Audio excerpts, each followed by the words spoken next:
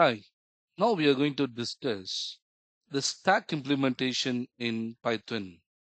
So stack is basically uses a LIFO data principle.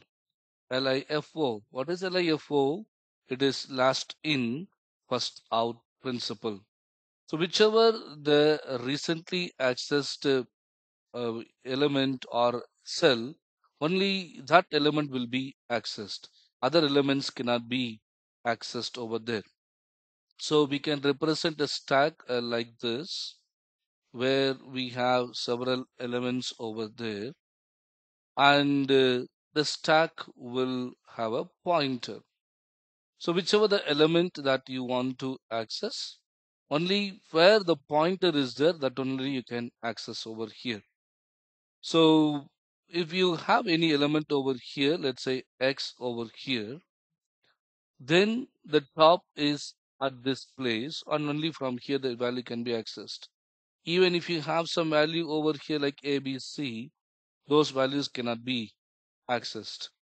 So whichever the last entered values only, that only will be the able to be accessed over there. That's what it's called last in, first out principle. Now we can have a stack implementation in various form. So here we assume that, so this is the starting of the stack and this is the ending of the stack, and this basically represent the top of a stack. That means the top pointer of a stack. And now this, with this implementation, we use the top at the end. So that means anything that to be added, it will be added at the top, and anything that's going to be removed, it's going to be removed from the top. And this is the end point. So we set the top point here at this end point. Now let us look into it how to develop a stack over here. Now, if you want to develop a stack, using object-oriented methodologies, what we can do, we can develop a class stack as a class, and we can define the functions, whatever the operations related to the stack as a functions inside the class. Then once the class is created, we can create as many objects as we need. For example, one stack class is created, then we can create n number of stack objects can be created and can be made use. That's the power of object-oriented paradigm. So now, in order to define a stack in Python, what we do first, we define a class called a stack. A stack is basically a user-defined user identifier for a class. So we use a stack over here, and for every class there will be a constructor, and this is basically a default constructor is used. Although default constructor is used, it has to be used in conjunction with an object only. So that is why we have the attribute or argument called as self over here. Self basically mean to say that an object that invokes this particular function called init. An object that invokes the function called init is basically a self now. Now this stack class, it's going to have an attribute or a variable or a data member called a stack, called a stack, and this is an going to be an empty list, going to be an empty list over here. So whenever a stack is created, a class stack, whenever an object stack is created, it is going to have one empty list inside, one empty list inside. That's what it means to say that. Then we can have several functions for a stack. So one important functions what we can define here is to know whether a stack is empty or not. So to to know whether it is empty or not, we define one function here called is underscore empty, and an object is going to make use of it. And now the function, this at the Boolean function will check whether the stack is empty or not. So in a Python, to know whether the list is empty or not, we use this equal to operator, which will return whether it's a true or false. True or false over here.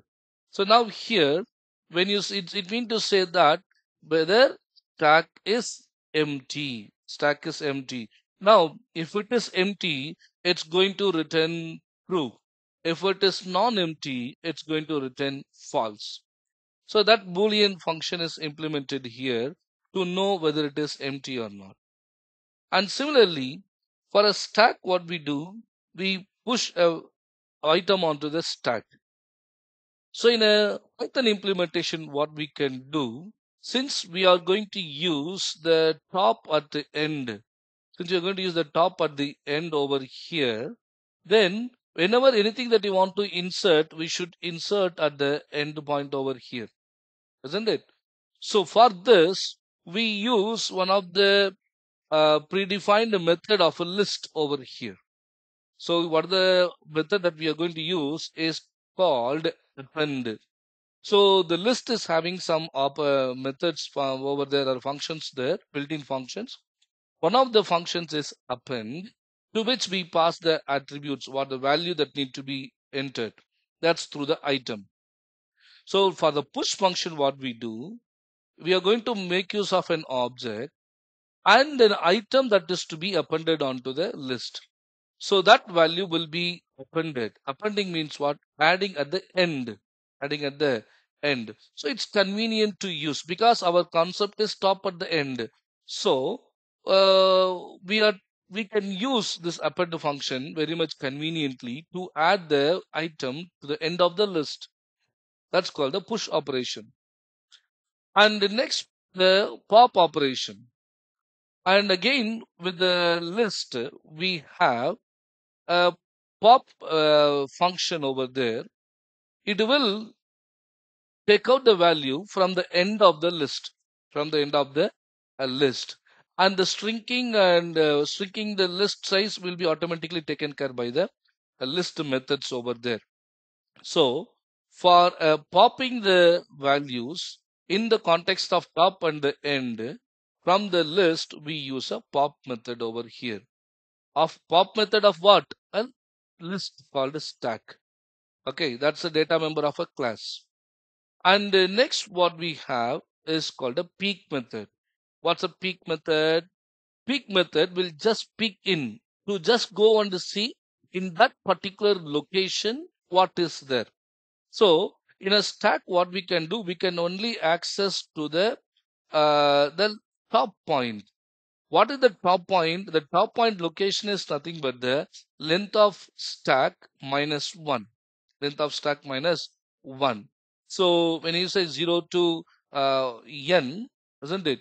N represents the length of stack minus 1 over here, isn't it? So the stack of length of still dot stack minus 1 value will be just seen, not picked up, will be just seen, and if it is required, we can return it. So that value can be returned. It will be seen and that will be returned, but please understand that that value will not be taken out of a stack. It will not be taken out of a stack. And the next what we have is called a size. It's a user defined function once again. So the size is also used as an object, and this object is going to have a list, and by returning the length of the stack, we can return the size of the stack as well. So that's the basic principle over here. Then to print the content of the stack, we define one function called show. Now this show is also used as an object. For the in the incoming object, there will be a list, and this list is going to be printed with the help of a print function. It's a built-in function over there for printing the values. Now we have a driver program here. With this line number 19, what do? We create an object called yes for a stack. And since it is a default constructor, what we do, we don't pass any values into the object. It's a default constructor. Now, what this default constructor will do, it will create one empty list. It will create an empty list. An object will be there, and inside this object, there will be an empty list. That is what it's going, nothing but an S now, which is created from where? Stack. Next, what do we have? The to know whether stack is empty or not. To know stack is empty or not. So the is underscore empty requires an object to invoke, isn't it? So we invoke it through the object yes. So through the object yes or for the object yes, we invoke the function is underscore empty. So at this state, if you take the just now we constructed the object, so it will be true. It will be written true because the value is not there. And next, what we do, we consequently we try to push the value onto the stack. What is the values like CD1, CD2, and CD3? I'm just pushing it onto the stack over here. So now when the CD1 is pushed, first the CD1 will be entering into it. And the next time when the CD2 is pushed, the CD1 will be moved to the left and CD2 will be at the top. Then when the next time when the CD3 is pushed, it will be pushed onto the stack, and that will be the end point of the stack. That means the top point of the stack currently.